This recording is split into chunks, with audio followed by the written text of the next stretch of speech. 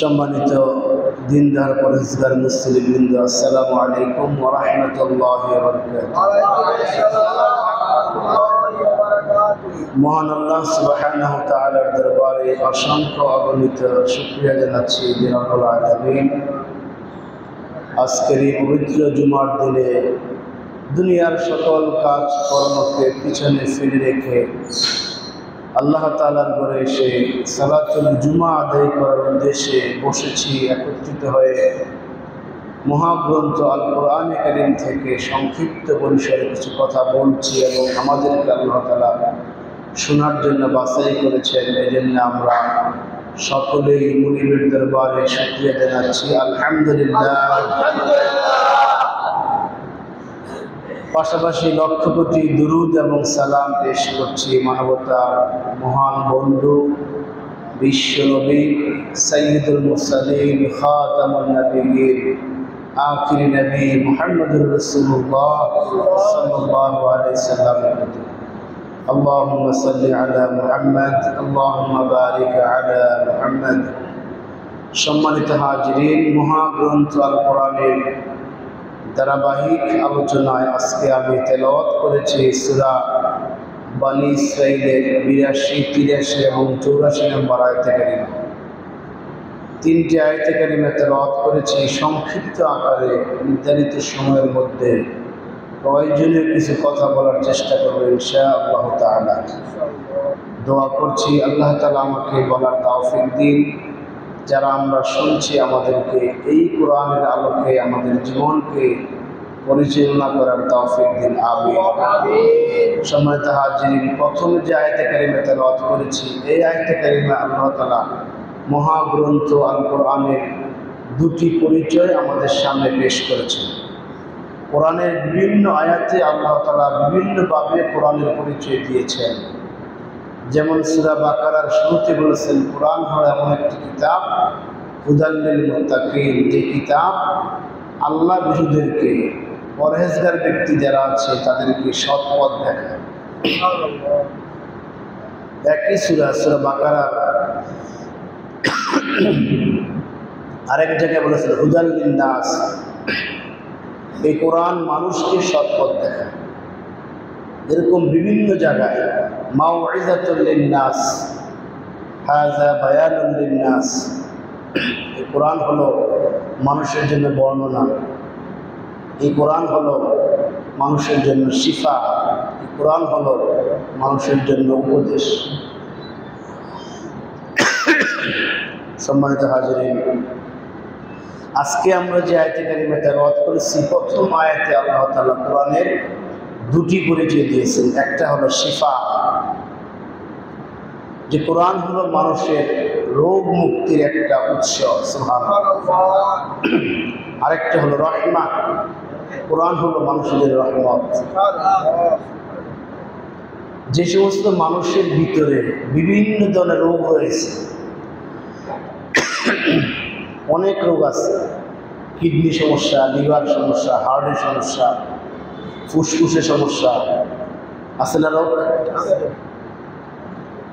মূলত এই রোগের কথা আল্লাহ বলেন না, যদিও আল্লাহ তাআলা কোরআনের মাধ্যমে অনেক চিকিৎসা আমরা করি। কোরআনের বিভিন্ন আয়াত পড়ে যার পক্ষে উপকার হয়, সূরা ফালাক, সূরা নাস, সূরা ইখলাস, আয়াতুল কুরসি, সূরা বাকারার শেষের 2 আয়াত, এরপরে সূরা নাহলের কিছু আয়াত আছে যেগুলো পড়ে চিকিৎসা করলে উপকার হয়। এটা একটা কোরআনের অন্য একটা পাঠ। এখানে যে শিফার কথা বলা হয়েছে সে দ্বারা কি বোঝানো হয়েছে? এর আগের দুটি আয়াতে কারিমার দিকে যদি আমরা তাকাই তখন আমরা সেখানে দেখতে পাই, গত কয়েকটি জুমাতে আমরা আলোচনা করেছিলাম, সেখানে রাসূল পাক সাল্লাল্লাহু আলাইহি সাল্লামের মক্কা থেকে মদিনা হিজরত করে কোরআন দিয়ে যখন সমাজকে পরিচালনা করলেন, সমাজের মধ্যে যত বেদি ছিল, সামাজিক বেদি, রাষ্ট্রের মধ্যে যত বেদি ছিল, রাষ্ট্রীয় বেদি, প্রত্যেকটা ব্যক্তির মধ্যে যত বেদি ছিল, এরকম যত রোগ ছিল, আল্লাহ তাআলা এই কোরআন দ্বারা সমস্ত রোগগুলোকে দূর করেছেন, বলেন সুবহানাল্লাহ। এখানে মা হুয়া শিফা, এই শিফা বলতে আল্লাহ তাআলা একজন ব্যক্তির মধ্যে শারীরিক যে ব্যাধি সেই ব্যাধির কথা বলেন নাই। একজন ব্যক্তির মধ্যে আল্লাহকে পাইতে গিয়ে তার আল্লাহকে পাওয়ার জন্য যে বাধাগ্রস্ত হয়, ওই যে ব্যাধিগুলি আছে, তার ভিতরে নিফাক আছে, তার ভিতরে কুফরি আছে, তার ভিতরে ইহুদিদের সাথে মিল মিশার মতো চলার একটা প্রবণতা আছে, তার মধ্যে কৃপণতা আছে, তার মধ্যে এমন একটা খারাপ আত্মা আছে যে আত্মাটা সবসময় অন্যায় কাজ করতে চায়। এরকম প্রত্যেকটা ব্যক্তির জন্য কোরআন হলো শিফা। বলেন সুবহানাল্লাহ। সামাজিক যে বিধিগুলি আছে, সেখানে দুর্নীতি আছে, সেখানে হত্যা আছে, সেখানে চাঁদাবাজি আছে, সেখানে সন্ত্রাস আছে, সেখানে অপরের সম্পদ দখল করার মতো প্রবণতা আছে। এরকম বিভিন্ন যে সামাজিক বিধি রয়েছে, ওই সমস্ত সামাজিক বিধিগুলি আল্লাহ তাআলা কোরআন দ্বারা দূর করেছেন। বলেন সুবহানাল্লাহ। মানুষের বুদ্ধিভিত্তিক বিধি আছে, আল্লাহ তাআলা তাকে যে বুদ্ধি প্রজ্ঞা জ্ঞান দিয়েছেন, সেই ওই জ্ঞানকে খাটায় না, সে অন্যদিকে সেই জ্ঞানগুলি খাটায়। তার নৈতিক কিছু চরিত্রিক বৈশিষ্ট্য আল্লাহ দিয়েছেন, সেই চরিত্রগুলোকে সে নৈতিকতার সাথে পরিচালনা করে না, সে অনৈতিকভাবে অনেক কিছু করতে চায়। এই যে মানুষের অনৈতিক একটা রোগ, মানুষের এই যে খাসিয়ত দিয়ে বদ অভ্যাস, এগুলো একটা রোগ, ভিতরে নেফাকি একটা রোগ। এই সমস্ত রোগগুলি দূর করার জন্য আল্লাহ তাআলা কোরআন দিয়েছেন। বলেন সুবহানাল্লাহ। আর এই সমস্ত রোগগুলি দূর হবে কাদের? যারা এই কোরআনকে গ্রহণ করেন, তাদের কাছ থেকে এই সমস্ত রোগ দূর হবে। আর যারা কোরআনকে গ্রহণ করেন না, তাদের কাছ থেকে কোনো রোগ দূর হবে না। এটাই ছিল সত্য কথা। সূরা আনফালের শুরুতে আল্লাহ তাআলা বলতেছেন, ইমানদার ব্যক্তির সামনে যখন কোরআন আসে তখন তার কি অবস্থা হয় আল্লাহ জানাচ্ছেন। ইন্নামাল মুমিনুনা আল্লাযীনা ইযা যুকিরাল্লাহ, আল্লাহ বলতেছেন মুমিন তো সেই ব্যক্তিরা, নিশ্চয়ই মুমিন হলেন সেই ব্যক্তিরা যখন তার সামনে ইযা যুকিরাল্লাহ, আল্লাহর কোনো কথা উপস্থাপন করা হয় কোরআনের মাধ্যমে, হাদিসের মাধ্যমে, ইসলামী আলোচনার মাধ্যমে, যখন তার সামনে আল্লাহর বিষয়ে কোনো কথা বলা হয়, ওয়াজিলাতুল কুলুবুহুম, তার অন্তরটা কেঁপে উঠে। বলে সুবহানাল্লাহ। তিনি সাবধান হয়ে যান, সতর্ক হয়ে যান, যেখানে আল্লাহর কথা হচ্ছে, আল্লাহর যে কোনো ধ্বনি, আল্লাহর যে কোনো জিকির তার সামনে আসলে ওয়াজিলাতুল কুলুবুহুম, তার অন্তরটা কেঁপে যায়। ওয়াইদা তুলিয়াত আলাইহিম আয়াতুহু, আর যখন তার সামনে কোরআনের আয়াতগুলো উপস্থাপন করা হয়, যাদাতুহুম ঈমানা, তার ঈমানটা আগে যা ছিল তার চাইতে বহু গুণে বৃদ্ধি পায়। বলেন সুবহানাল্লাহ। বহু গুণে বৃদ্ধি পায় ঈমান। ঈমানের স্কেলটা আগে যা ছিল তার চেয়ে অনেক বৃদ্ধি পায় যখন তার সামনে কোরআনের আয়াতগুলি তেলাওয়াত করা হয়। ওয়া আলা রাব্বিহিম ইয়াতাওয়াক্কালুন, তখন সে আল্লাহর প্রতি আরো ঝুঁকে যায়, আল্লাহর প্রতি তার ভরসা বেড়ে যায়। এটি হলো ঈমানদারের বৈশিষ্ট্য। আর কাফের মুশরিক যারা আছে, তাদের বৈশিষ্ট্য হলো তারা কোরআন মানতে রাজি নয়, এরা কোরআনের কাছে আসতে রাজি নয়, এরা কোরআনের পক্ষে শক্তি নয়। যার ফলে যখন তাদের সামনে কোরআন নিয়ে কথা বলা হয়, কোরআন নিয়ে আলোচনা করা হয়, অথবা কোরআনের পক্ষের শক্তিদের জয় জয়কার অবস্থা লক্ষ্য করতে পারে, তখন তাদের অন্তর জ্বালা বেড়ে যায়। এটাই হলো পৃথিবীর চিরসত্য কথা। সেই আবু জেহেলের সময় থেকে এখন পর্যন্ত কোরআনকে যাদের ভালো লাগে না, তাদের সমাজে, তাদের দেশে, তাদের রাষ্ট্রে যখন কোরআনের জয় জয়কর অবস্থা প্রমাণিত হয়, তখন তাদের গা জ্বালা উঠে যায়। যেটা উঠেছিল আবু জাহেলের জমানায়, সেটা উঠতেছে বর্তমান আমাদের জমানায়। যেখানে কোরআনের পক্ষে মানুষ আগাইতেছে, সামনে এগুচ্ছে, ওইটা তাদের কাছে ভালো মনে হয় না। এই জন্য আল্লাহ তাআলা আয়াতের শেষে বললেন, ওয়ালা ইয়াজিদুয যালিমিনা ইল্লা খাসারা, যারা জালেম, অত্যাচারী, পাপিষ্ঠ, এই কোরআন এদেরকে ক্ষতি বৃদ্ধি করে দেয়। বলেন নাউযুবিল্লাহ।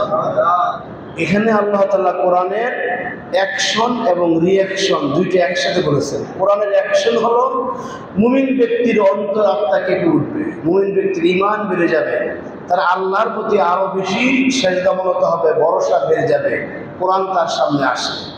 আর কাফের মুশরিক যারা আছে তখন তারা তাদের অন্তরের আত্মা তো কাঁপবেই না, বরং অন্তরের জ্বালা আরো বেড়ে যায়, বলেন নাউজুবিল্লাহ। এরা ক্ষতির দিকে ধাবিত হয়। এর কারণ কি?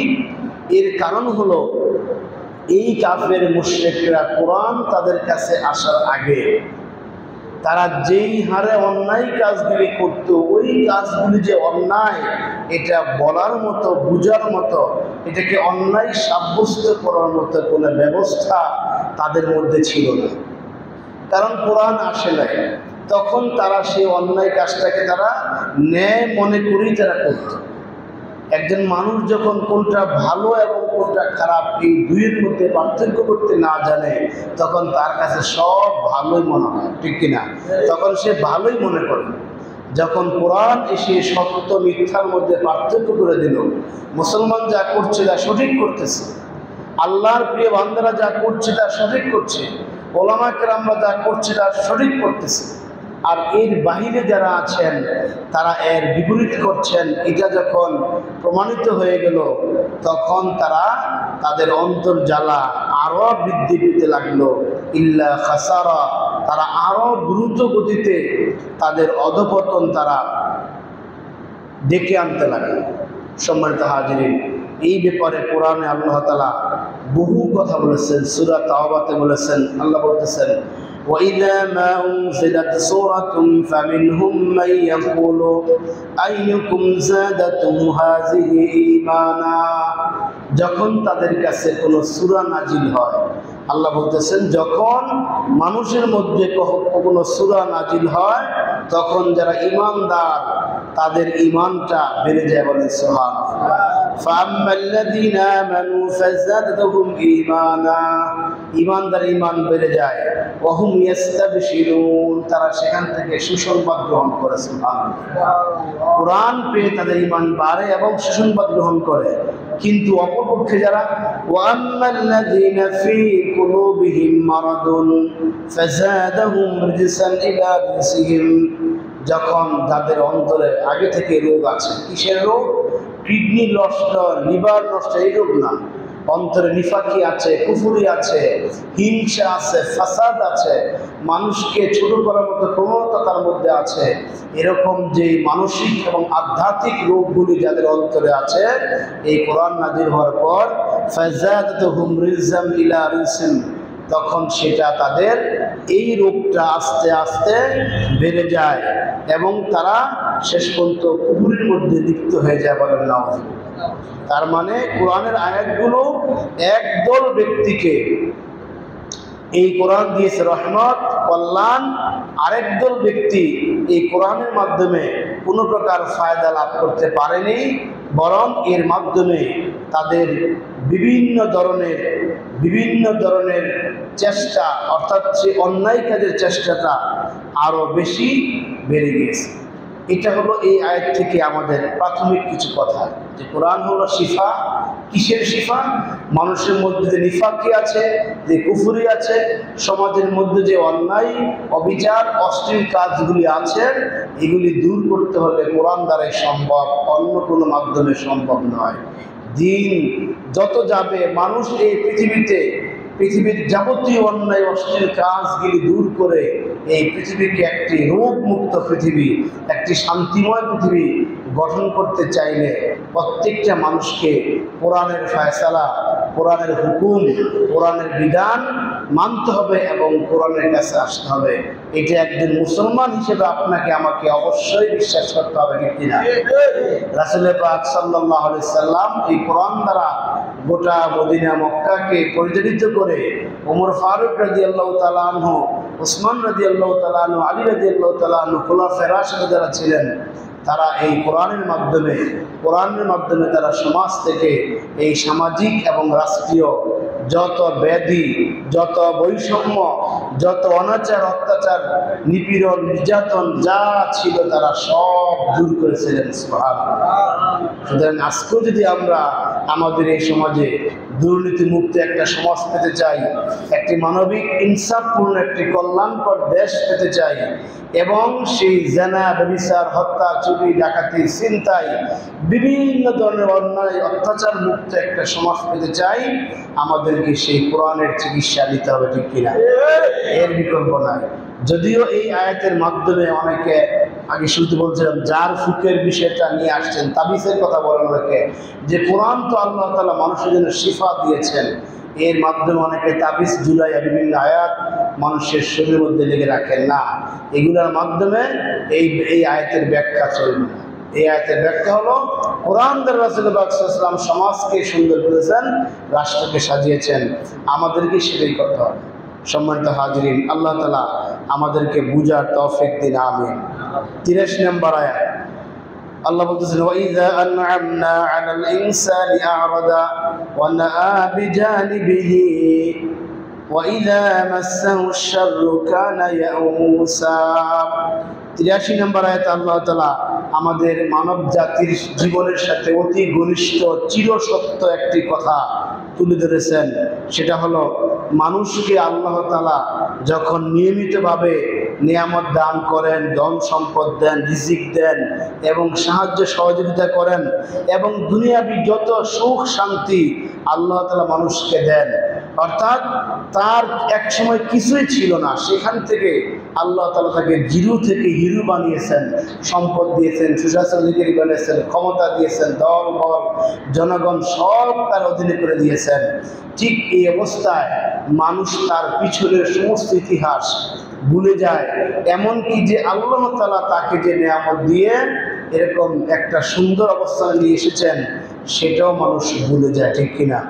এটাই কিন্তু মানুষের একটা চিরকালের একটা বৈশিষ্ট্য। সে যখন অসহায় ছিল, সে যখন কিছুই করতে পারতো না, সেখান থেকে আল্লাহ তাআলা আস্তে আস্তে আস্তে আস্তে তাকে একটা সুন্দর পরিবেশে নিয়ে আসলেন। সেই অবস্থায় মানুষ আল্লাহকে ভুলে যায়। এটাই আল্লাহ বলতেছেন, ওয়াইযা আনআমনা আলাল ইনসান, মানুষকে যখন আমি নিয়ামত দ্বারা প্রতিষ্ঠিত করি, মানুষকে আমি যখন পৃথিবীতে স্থায়িত্ব করি, যখন আমি তাকে সব দিক দিয়ে সুখ এবং শান্তির মধ্যে রাখি, আ'রাদা, তখন সে আমার কাছ থেকে মুখ ফিরায় লয়, এবং ওয়ানাআ বিজানিবিহি, এবং সে সব দিক দিয়েই আমার কাছ থেকে দূরে সরে যায়। বলেন নাউযুবিল্লাহ। এটাই কিন্তু আমাদের বৈশিষ্ট্য, এটাই আমাদের বৈশিষ্ট্য। যখন দুঃখ থাকে, যখন আমাদের সমস্ত দুঃখ থেকে আমরা সুখের মধ্যে চলে আসি, তখন আল্লাহর আনুগত্য থেকে আমরা মুখ ফিরিয়ে নেই, তখন আমরা হয়ে যাই অহংকারী, তখন আমরা হয়ে যাই আল্লাহর আবেদ থেকে অনেক দূরে সরে যাই। আগে ব্যবসা একটা ছিল, তখন যেভাবে মসজিদে আসতে পারতো, নামাজ পড়তে পারতো, এখন ব্যবসা দুটা নিয়েছেন, আরও সম্প্রসারণ হয়েছেন, এখন আর রেগুলার মসজিদে আসতে পারেন না, জামাত পারেন না। এরপর আরও যখন সম্পদ হলো, আবার আস্তে আস্তে এরকম, এগুলি আমাদের একটা প্রাত্যহিক ঘটনা, এগুলো আমরা সবাই জানি। এরকম অনেক দৃষ্টান্ত আমাদের মধ্যে আছে। যখন অসহায় ছিলাম তখন আমরা আল্লাহকে খুব বেশি ডাকতাম, সারাক্ষণ আল্লাহকে ডাকতাম। যেমন আল্লাহ তাআলা সূরা ইউনূসে বলতেছেন 12 নম্বর আয়াতে, ওয়াইযা মাসাল ইনসানা দুররু দাআনা বিজামবিহি আও কাঈদান কাইমা, যখন মানুষকে কোন প্রকার বিপদ স্পর্শ করে তখন সে বসে, শুয়ে অথবা দাঁড়িয়ে, দাআনা, আমি আল্লাহকে ডাকে। সুবহানাল্লাহ। যখন সে বিপদে পড়ে যায় তখন সে দাঁড়িয়ে দাঁড়িয়ে আল্লাহকে ডাকতে থাকে, বসে বসে আল্লাহকে ডাকতে থাকে, শুয়ে শুয়ে আল্লাহকে ডাকতে থাকে। ফালাম্মা কাশাফনা আনহু দুররাহু মাররা, যখন আল্লাহ তাআলা তার কাছ থেকে এই বিপদ দূর করে দেন, তার বসে বসে ডাকার মাধ্যমে, দাঁড়িয়ে ডাকার মাধ্যমে, শুয়ে শুয়ে ডাকার মাধ্যমে, যখন আল্লাহ তাআলা কাশাফনা আনহু দুররাহু, এই বিপদ থেকে তাকে মুক্ত করেন, কানা লাম ইয়াদউনা ইলা দুররিন মাসসাহু, তখন সে এমন হয়ে যায় যে সে যেন কখনোই আল্লাহকে আর ডাকে না। বলেন নাউযুবিল্লাহ।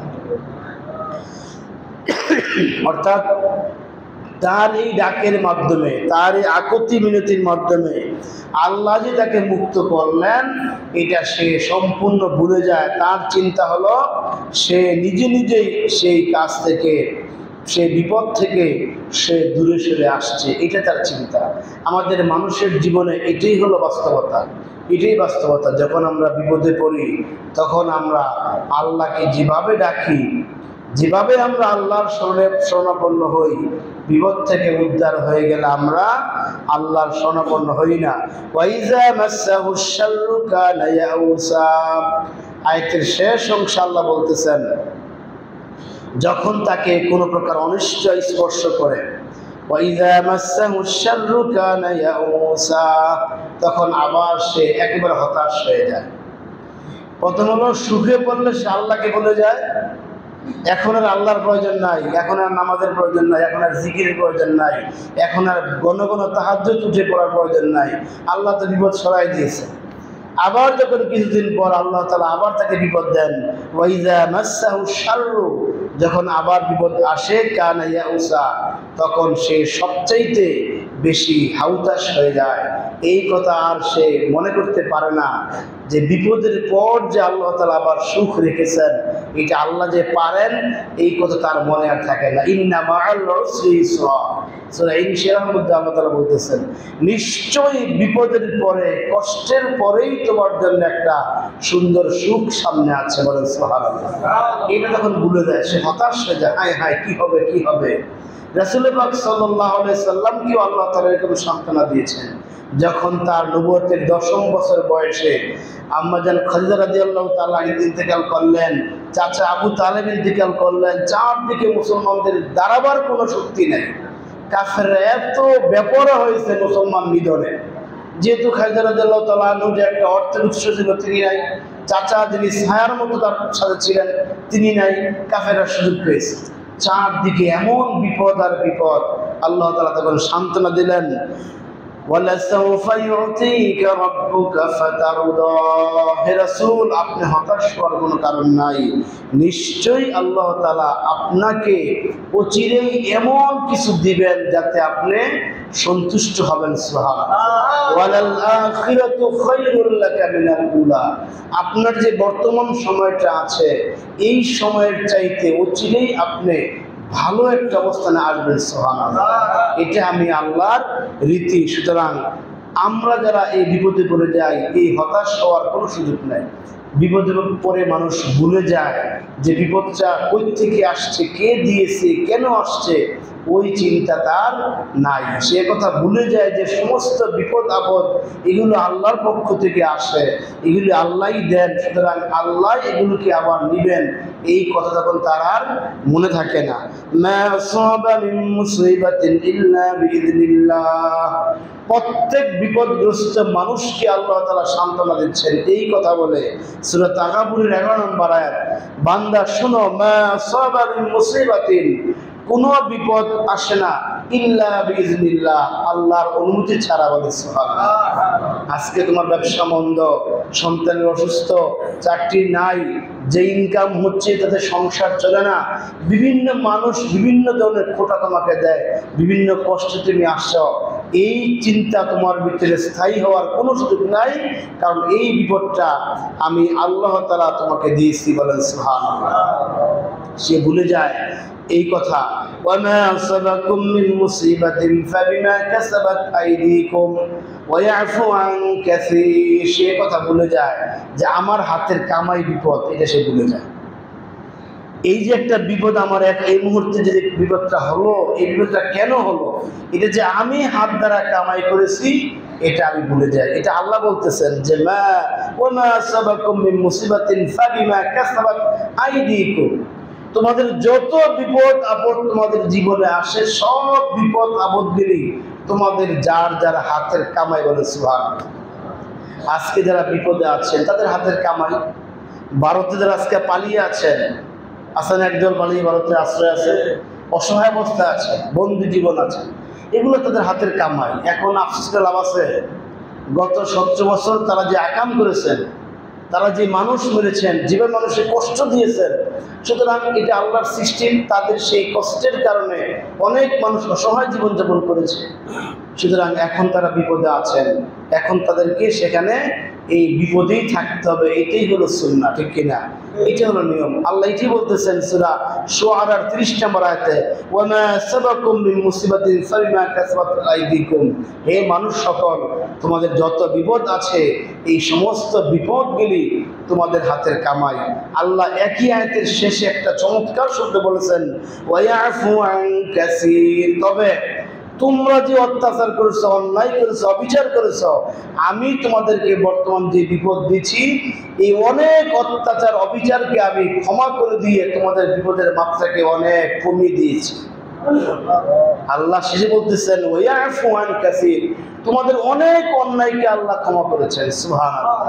এই আমি একজন ব্যক্তি, আপনি একজন ব্যক্তি, প্রত্যেকে যদি আমরা আত্মবিশ্লেষণ করি, আত্মসমালোচনা করি যে আমার জীবনে আমি যে অন্যায় কাজ করেছি, আল্লাহ তাআলা যদি আমাকে প্রত্যেকটা অন্যায়ের শাস্তি দুনিয়ায় দিতেন, তাহলে যেই বিপদে আমি আছি তার চাইতে আরো অনেক বেশি বিপদ আমার হইতো, ঠিক কিনা?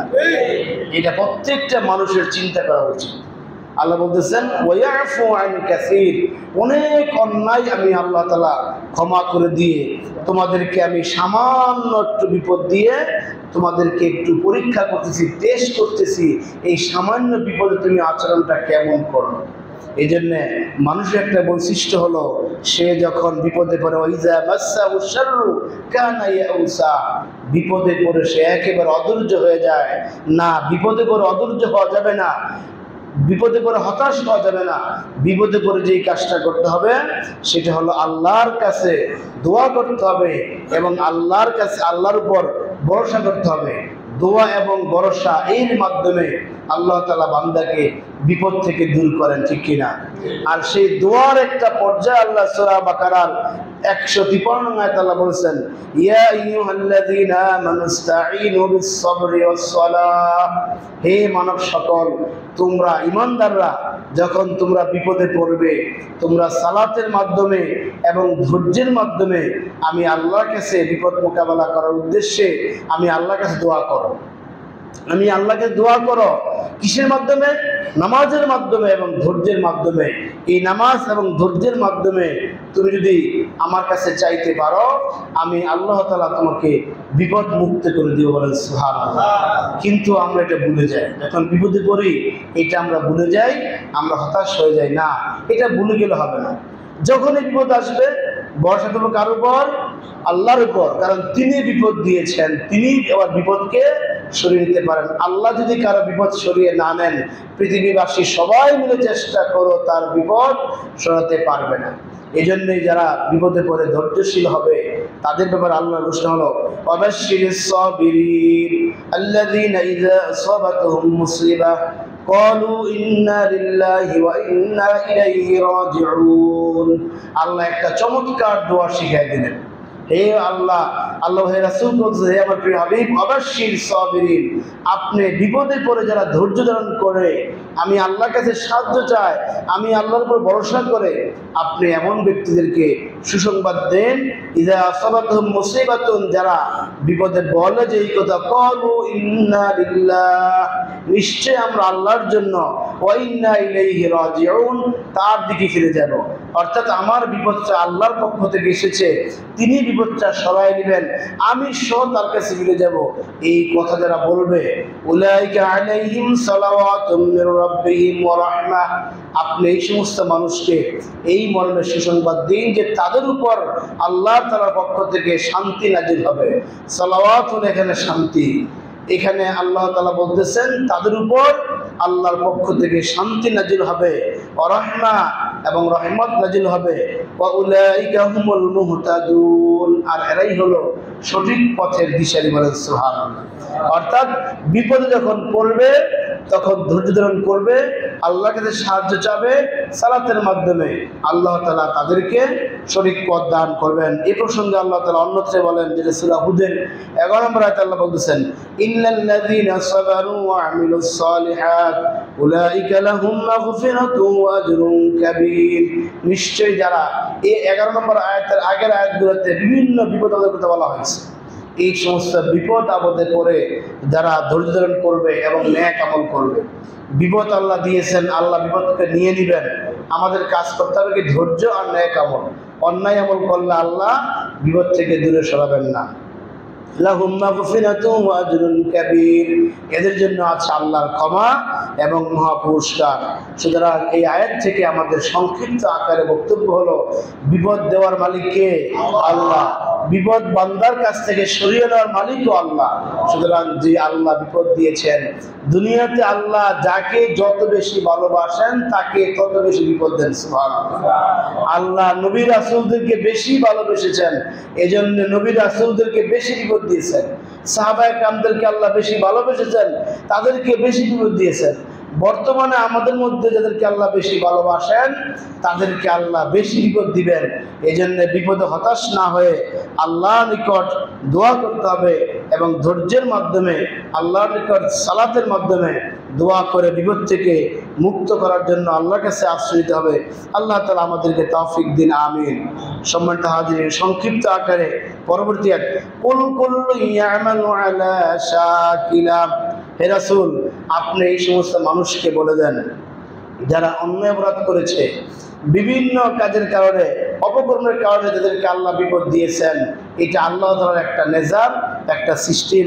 কুল্লু ইয়ামালু আলা শাকিল, প্রত্যেকটা আমল তার নির্দিষ্ট সীমানা অতিক্রম করতে পারবে না, নির্দিষ্ট সীমানার মধ্যেই চলবে। যত নিয়ম কানুন আছে আমি আল্লাহ তাআলা যে নিয়ম কানুনগুলো দিয়েছি সেই নিয়ম অনুসারে চলবে। অর্থাৎ মানুষ বিপদ অন্যায় করেছে, আল্লাহ তাআলা তার শাস্তি দিবেন। মানুষ দুনিয়াতে অন্যায় করেছে, আল্লাহ আখিরাতে শাস্তি দিবেন। মানুষ দুনিয়াতে অপকর্ম করেছে, কিছু কিছু অপকর্মের শাস্তি আল্লাহ দুনিয়াতে দেন, আবার আখিরাতেও দিবেন। আবার কিছু কিছু ব্যক্তির অপকর্মের শাস্তি আল্লাহ তাআলা দুনিয়ায় একটা শাস্তিও দিবেন না, একবারে কিয়ামতের দিন আল্লাহ তাআলা তাকে সব শাস্তি দিবেন। এই সবগুলি হলো আমি আল্লাহ তাআলার পক্ষ থেকে একটা নির্দিষ্ট, একটা নির্ধারিত বিষয়, একটা নির্ধারিত ফরমান। আপনি দুনিয়া ভালো কাজ করবেন, তার বিনিময়ে আখিরাতে আপনি ভালো কিছু পাইবেন। আপনি দুনিয়াতে ভালো কিছু করবেন, আপনার জীবনে আপনি ভালো কিছু পাইবেন। দুনিয়াতে আপনি অন্যায় কাজ করবেন, আখিরাতে আপনি তার শাস্তি পাবেন। দুনিয়াতে আপনি ভালো কাজ করবেন, তার ফলাফল আপনি দুনিয়াতেই পাবেন। এটা আল্লাহর পক্ষ থেকে একটা নিয়ম, সেই নিয়ম অনুযায়ী চলছে।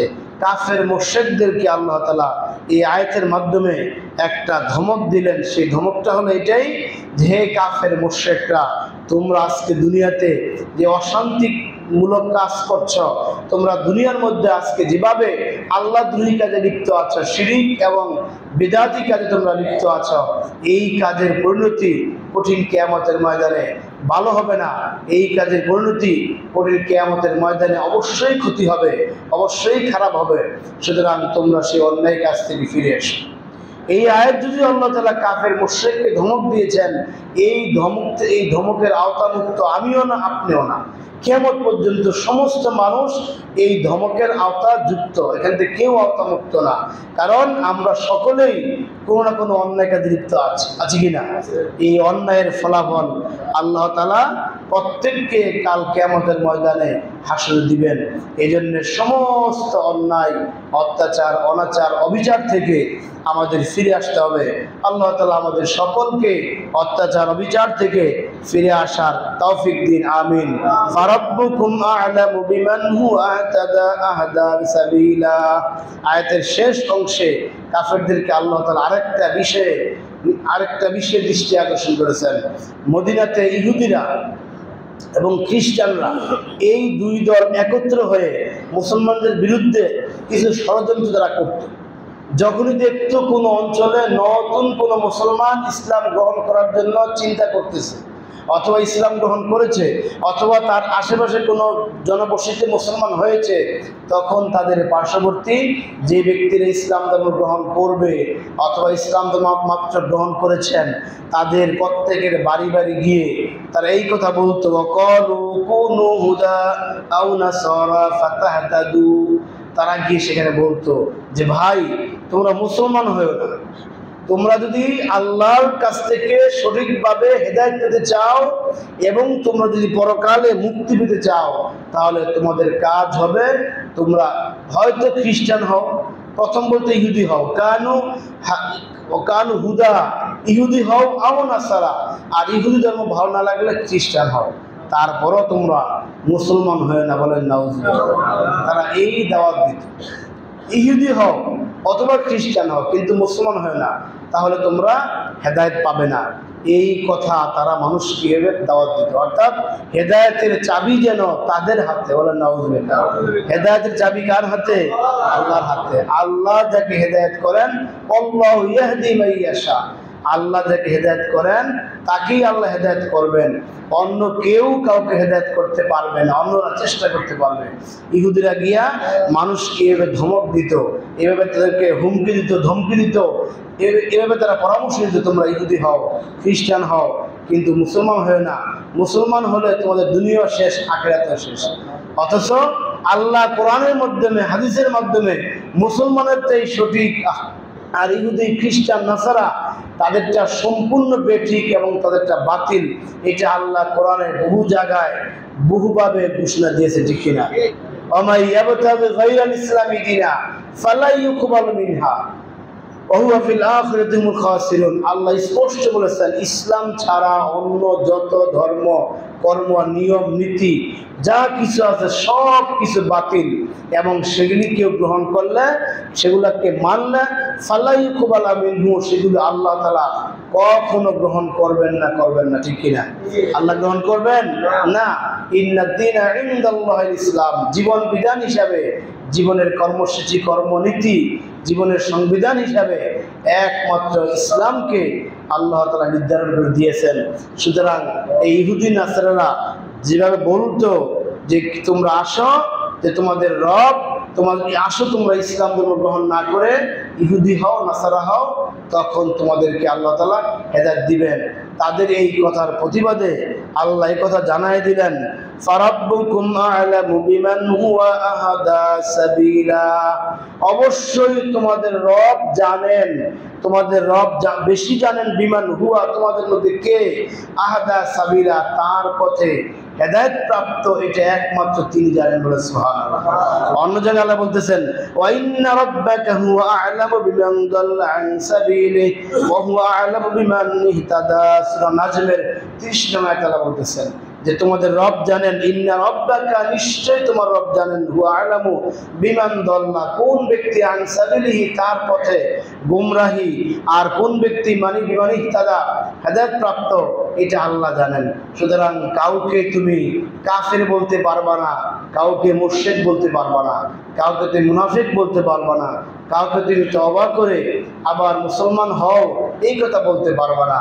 আজকে আমরা দেখি সামান্যতেই একজন মানুষ কথা বলতেছে, কথা বলতে গিয়ে একটু ভুল হইতে পারে, যিনি ভুল করলেন তাকে সংশোধন করো, তাকে সংশোধন না করেই ওয়াজের মাহফিলে হাজার হাজার মানুষের সাথে, হাজার হাজার লক্ষ লক্ষ মানুষ যে মিডিয়াগুলো ফলো করে, এরকম মিডিয়ার সামনে ফতোয়া দিয়ে দেয় উমুকে কাফের হয়ে গেছে, বলে কিনা?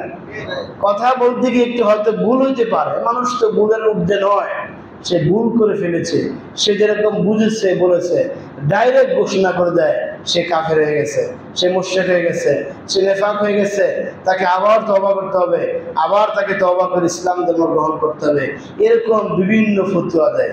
অর্থাৎ আজকের এই জমানাটা হয়ে গেছে ফতোয়া নির্ভর জমানা, যে যেই দিকটা পারতেছে, যার বিরুদ্ধে যেভাবে বলা যায় বলতেছে। কিন্তু আল্লাহ কি বলেন? না, এটা বলা উচিত নয়, বরং ফারাব্বুকুম আ'লামু বিমান হুয়া আহদা সাবিলা, আল্লাহর পথে, হেদায়েতের পথে কোন ব্যক্তি বেশি সামনে, আগিয়ে আছে, এগিয়ে আছে, এটা কে জানেন? আল্লাহ জানেন। এই জন্য আমাদের বক্তব্য হলো, আমরা না জেনে, না বুঝে, না অধ্যয়ন করে, না গবেষণা করে আমরা কাউকে এই কথা বলবো না সে ভ্রান্ত, সে বাতিল। এটা বলা ঠিক হবে? ঠিক হবে না। আজকে দেখেন আমাদের গোটা দেশেই সমস্যা।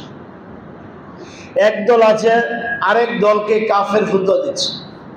যেমন যদি আপনি মাযহাবগত বিষয়ে আসেন, যারা লা মাযহাবী আছে তারা বলতেছে আমরা যারা মাযহাব মানি সবগুলো জাহান্নামী, বলে কিনা? আবার যারা মাযহাব মানে কিছু আছে গরম সুন্নি মার্কা মৌলবী তাহেরি গ্রুপের যারা আছে, তারা ডাইরেক্ট বলতেছে আহলে জামাত ওয়াল সুন্নাত আমরা যারা আছি তারাই বেহেশতি, বাকিরা সব জাহান্নামী, আছে কিনা? আবার ওদের বাইরে যারা আমরা একটা তরিকে আছি, একদল বলতেছে কয় দলের নাম বলে জামাত ইসলাম যা আছে সব কাফের, হ্যাঁ ভোট দিলে যে ভোট দিবে হ্যাঁ গুনাহগার, এবং যারা ভোট চাইবো তারা গুনাহগার, বলে কিনা এরকম? এই সমস্ত বিভিন্ন ফতুয়া, আয়ের ফতুয়া দিতে আমাদের একবারে নিজের আমল শেষ। এগুলো একটা উচিত না।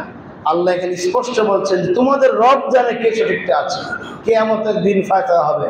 সুতরাং তোমার কাছে কোরআন আছে, হাদিস আছে, সে অনুযায়ী অন্যেরটার সমালোচনা না করে তুমি তোমার লাইনে আগাও, তুমি তোমার লাইনে আগাও, তোমার বিজয় আল্লাহ দিবে, ঠিক কিনা? আজকে আমরা দেখি নিজেদের কীর্তি করব না বইলা অন্যের বদনাম বলতে গিয়ে আমরা বেশি ব্যস্ত হয়ে গেছি। মাইকটা হাতে নিয়ে শুধু অন্যের বদনাম, নিজের কিছু সুনাম আছে ওইটুক বললেও তো মানুষ আমাদেরকে কিছু ভালোবাসবে, কিছু তো সুনাম আমাদের আছে না? আমরা সেটা না বললে খালি অন্যের বদনাম, মাইকটা হাতে নিয়েই আবিজাবি যত কথা আছে সব বলে ফেলেন। আল্লাহ তাআলা সব জবাব দিচ্ছেন। এই জন্য কাউকেই কাফের বলা যাবে না, কেউ আমি সঠিক আরেকজনের ব্যাঠিক এরকম বলার কোনো সুযোগ আল্লাহ পৃথিবীতে রাখেন নাই। আল্লাহ তাআলা আমাদেরকে বুঝার তৌফিক দিন, আমিন।